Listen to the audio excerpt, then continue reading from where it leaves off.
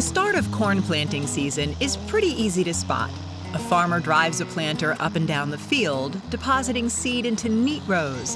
But at most farms, including here at Carroll Mill Farm in Howard County, getting to this starting point first requires a lot of preparation. On May 13th, a week before planting, farmer Ricky Bauer and a team from Willard Agri-Service are working together to prepare a successful corn crop. First, they have to clear out this rye. Planted in the fall as a cover crop, the rye helps prevent soil erosion and nutrient runoff into waterways. Now that it's completed its mission, an applicator from Willard sprays herbicide on the rye to make way for the corn. Today we provided them with an application of fertilizer and a herbicide to kill the cover crop that's been providing soil and nutrient loss mitigation over the winter so that they can plant corn and grow a nice crop of no-till corn this year. Ricky practices no-till farming, which means he doesn't plow or break up the soil, another environmentally beneficial practice. Since we've been strictly no-till, we've seen our organic matter, for instance, greatly increase in the soils. Other has to do with erosion. Having something on the ground to hold it and stabilize it is a big plus. It keeps your input costs down a little bit too, because you don't have to have all that extra equipment working ground. The dead rye stays in the field, preventing the spread of weeds and nourishing the soil as it decays. A week later, on May 19th, the field is ready to plant. But not all corn is the same, as different seed types have different needs. We do our own plot here on the farm to see what's going to work best on this farm, and we decide varieties from there. You know, if a variety does good, we'll start at it, and as we get more confident of it, we'll plant more of it. One factor that greatly impacts his choices are deer. They love chowing down on his crop. So Ricky plants a cheaper variety around the outside of this field in the hopes that it will keep deer away from the pricier corn in the middle.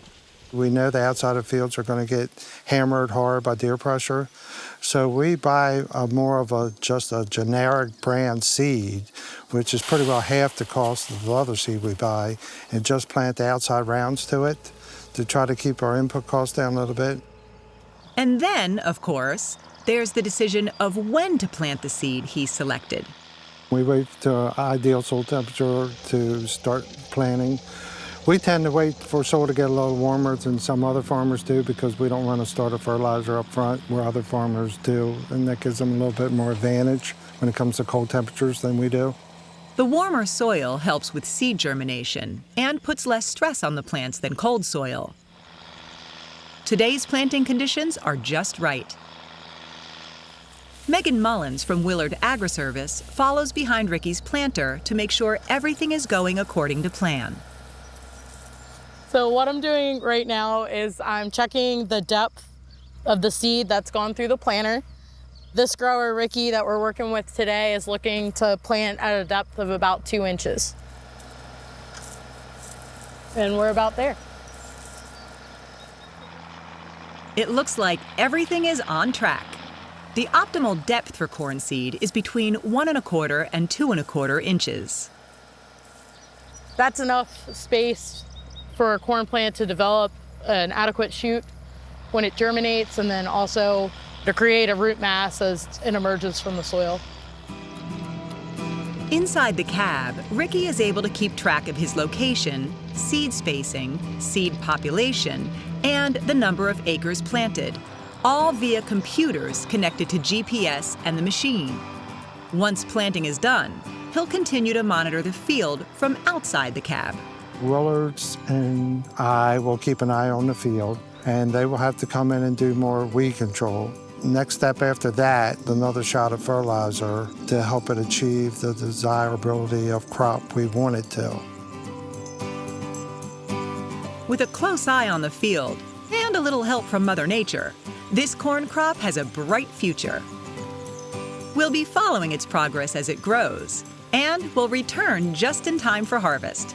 Stay tuned. We hope you'll join us in the future when we return to Ricky's farm to see how he harvests the corn. Meanwhile, to learn about the difference between field corn, which animals eat, and sweet corn, which people eat, check out our YouTube channel and be sure to subscribe.